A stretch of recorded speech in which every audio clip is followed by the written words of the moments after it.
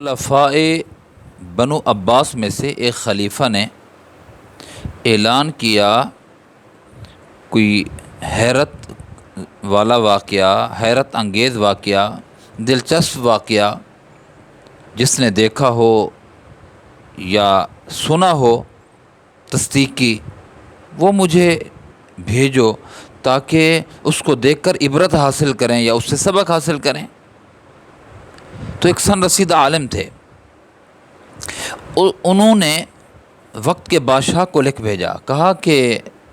عبدالعزیز، عمر بن عبدالعزیز رحمہ اللہ تعالی، یہ جب فوت ہونے لگے تو کسی مصاحب نے کہہ دیا، حضرت آپ فوت ہو رہے ہیں، آپ فرما روا تھے، حاکم وقت تھے، بہت بڑی مملکت آپ کے زیر تحت تھی، اولاد کے لیے کچھ نہیں چھوڑا آپ نے، اولاد کے لیے کچھ نہیں بنایا آپ نے۔ بیٹوں کو بلا لیا، 10 بیٹے تھے حضرت کے، 10 بیٹے، 10 کو بلا لیا اور فرمایا کہ میں تو جا رہا ہوں، وقت آ گیا ہے، آپ کے جو حقوق میرے ذمے تھے میں نے وہ پورے کیے ہیں، جو مال میرے پاس تھا وہ آپ کو مل جائے گا، تھوڑا ملے گا، لیکن میں نے لوگوں کے مالوں کو ہڑپ کرنے کی کوشش نہیں کی، وہ ہڑپ کروں اور ورثے میں آپ کو ملے یا میری موجودگی میں آپ کو ملے، ایسا میں نے نہیں کیا۔ 2 شکلیں ہیں، 2 صورتیں ہیں، ایک تو یہ ہے کہ اولاد تم فرما بردار ہوگے، اللہ کے نبی کے وفادار ہوگے، تو اگر تم اللہ اس کے رسول کے وفادار ہوئے تو میری مال و متاع کی ضرورت ہی نہیں ہے، اللہ وکیل ہے، اللہ کفیل ہے، اللہ کارساز ہے، اللہ مددگار ہے۔ دوسری شکل یہ ہوتی ہے کہ اللہ کے باغی اور نافرمان بنو، اور جو اللہ کا باغی اور نافرمان ہو، میں اس کو برداشت نہیں کرتا کہ وہ میرا دیا ہوا مال و متاع اور پیسہ وہ اللہ کی نافرمانی میں لگے، میں اس کو برداشت نہیں کرتا۔ بس یہی کہنا تھا، اور چلو تو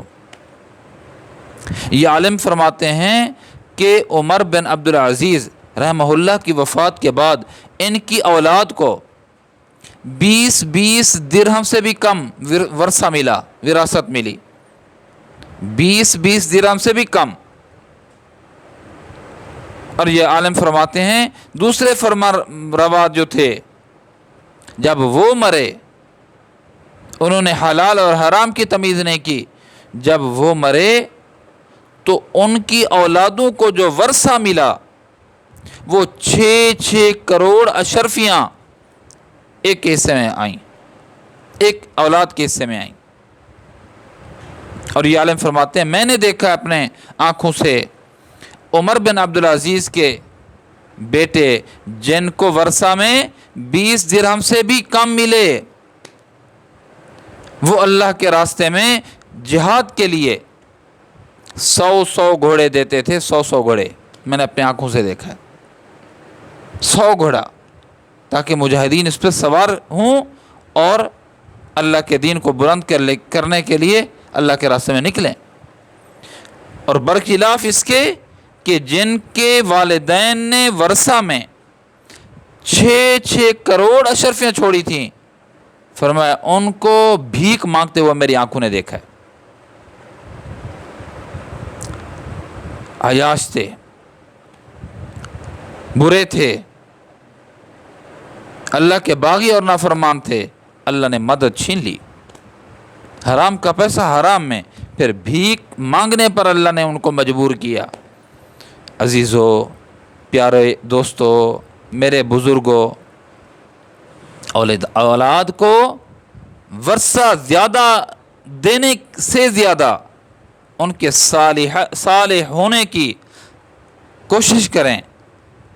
کہ اولاد صالح بن جائے۔ جب اولاد صالح بن جائے گی، والدین بے غم ہو جائیں، بے فکر ہو جائیں، اب ان کا مددگار، معین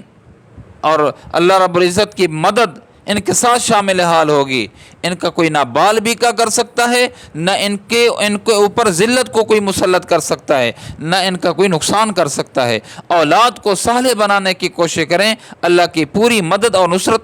ان کے ساتھ شامل حال ہوگی۔